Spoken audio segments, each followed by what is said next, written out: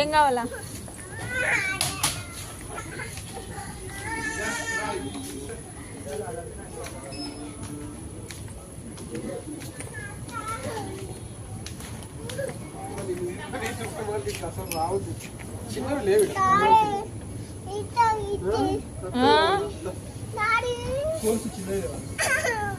Ice cream వద్దు, నీకు ice cream వద్దు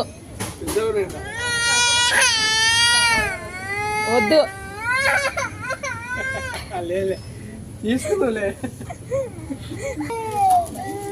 ఏం ఐస్ క్రీమ్ కావాలా? అదంతా అది ఖరాబ్ చేస్తుంది. దాని కోన్ కావాలంట.